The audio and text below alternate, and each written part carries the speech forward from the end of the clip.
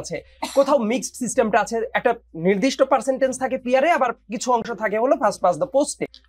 একেবারে বেসিক পার্থক্যের কথা যদি বলি, যে বাংলাদেশে যেভাবে ভোট হয়, অর্থাৎ ভোটে আলটিমেটলি আপনি যদি এক ভোটও বেশি পান একটা আসনে, যারা জিতবে ওই আসনের জন্য সেই নির্বাচিত হবে। এটা প্রচলিত নিয়ম। পিয়ারের ক্ষেত্রে গেলে যেটা হবে, এই সিস্টেমটা এইভাবে কাজ করবে না, বরং অ্যাজ এ হোল ভোটের কাউন্টটা হবে। হওয়ার পরে একটা দল দেখা গেল যে পার্টিকুলার আসন ধরে ধরে এই ধরনের নির্বাচন না, যে সারা দেশে কোন দল কত পার্সেন্ট করে ভোট পেল, তারপরে যত পার্সেন্ট করে ভোট পেল, লেটস সে একটা দল 13% ভোট পেয়েছে, তার সংসদে প্রতিনিধিত্ব থাকবে ওই 13%-এর আনুপাতিক হারে।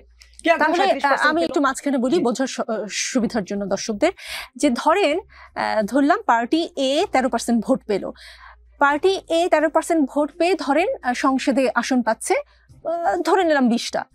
এই 20 জন কারা হবে? বাংলাদেশের অনুপাতে 13 × 3 = 39। হ্যাঁ, আচ্ছা 39। এই 39 জন কারা হবে, এটা কি করে ঠিক হবে? That's the argument.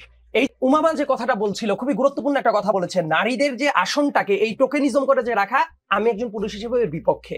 নারীদের পার্টিসিপেশন অবশ্যই বাড়ানো উচিত, এবং তারা কোনো দয়ার দানে বসে থেকে, মানে পাবলিকের টাকায়, ট্যাক্সের টাকায় বসে থেকে কথা বলবে না। তাহলে সহজ হবে দর্শকদের বোঝার জন্য। ব্যাপারটা হলো, মানুষ কি চাচ্ছে, যে ডিরেক্ট ভোটে নির্বাচিত হয়ে গেলে তার ক্ষমতায়নের জায়গাটা আরো বেশি হয়, মানুষের সাথে কানেকশনটা তৈরি হয়। কিন্তু দেখেন, ঠিক উল্টা জায়গাতে পিয়ার যদি আসে, ডিরেক্ট কানেকশন তো অটোমেটিক কমে গেল। তার কারণ এই যে কেউ 15% যদি ভোট পায়, 15 × 3 45টা সিট পাবে, এটা তো ওই দলীয় প্রধান নিজের মতো করে সিলেক্ট করে দিতেই পারে। তার মানে দেখেন, আমি যদি একটা পার্টিকুলার দলের কথা বলি, বা একটা বা দুইটা দল বা তিনটা দল যারাই পিয়ার চাচ্ছে, তাদের কাছে যদি বলা যায় যে নারী ভোটের কিভাবে হওয়া উচিত, অনেকেরই কিন্তু এই ধরনের একটা পারসেপশন আছে যে এটা ডিরেক্ট ভোটে যাওয়া দরকার। কিন্তু আবার পিয়ারের পদ্ধতি আসলে এইটা যে জনগণের সাথে প্রতিনিধিদের দূরত্বটা তৈরি করবে। এবং আরেকটা যেটা আর্গুমেন্ট, যে মানুষ বলে যে ব্যক্তি যখন সরকারের প্রধান হচ্ছে, তার হাতে ক্ষমতা একেবারেই একীভূত হয়ে যাচ্ছে, এই জায়গাটাকে চেক এন্ড ব্যালেন্সের জন্য একজন আর্গুমেন্ট দিয়েছিল এই পিয়ারটা দরকার।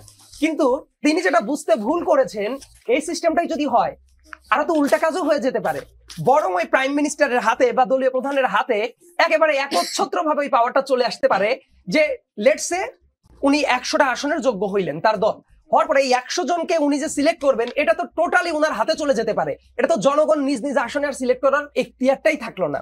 সো বাংলাদেশের কনটেক্সটে আমাকে যদি পিয়ারের কথাটা বলেন, এইবার দুইটা দেশের উদাহরণে যাইতে হবে। একটা হলো নেপাল, আমাদের সাথে ভৌগোলিকভাবে কালচারালি সবচেয়ে বেশি মিল। আর একটা দেশের কথা আমি বলবো, ইউরোপিয়ান একটা দেশ, ইতালি। দেখুন, পিয়ার যেসব দেশে আছে, ইউরোপিয়ান দেশগুলোতে অনেক জায়গাতে আছে, এবং এই জায়গাগুলোতে কোন ফর্ম অফ গভর্নমেন্ট আছে, পার্লামেন্টারি ফর্ম অফ গভর্নমেন্ট আর প্রেসিডেন্সিয়াল। সাইদ আব্দুল্লাহ, এই আলোচনাগুলো মোটামুটি আমরা কম বেশি হয়তো আমরা যারা একটু বোঝার চেষ্টা করি একটু জানি। আমি আসলে খুব সহজভাবে, যে 56% লোক বোঝে না পিয়ার কি, সহজ একটা সংজ্ঞা দিয়ে যদি আমরা বোঝাতে পারি আসলে পিয়ার হলে কি হবে, কারেন্ট যে সিস্টেম সেখানে কি হবে, আমি একটু আরিফ রহমানের সাহায্য নিই। আরিফ রহমান খুব সহজ করে যদি পিয়ারটা কি বুঝিয়ে দিতে পারেন, মানে খুব সহজ করে।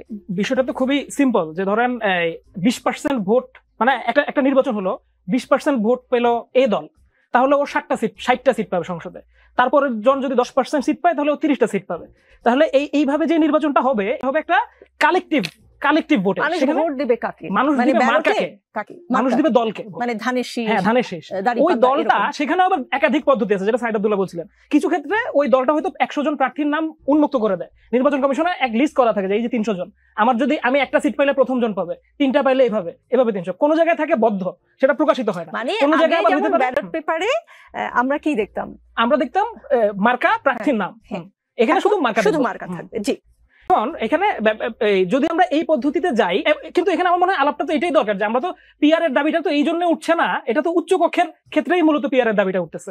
এবং সেখানে আপনি নিম্নকক্ষে পিয়ার হলে কি হবে সেটাই, নিম্নকক্ষে পিয়ার হলে আসলে এটা একটা সমস্যাদায়ক ব্যাপার হবে। কারণ আমাদের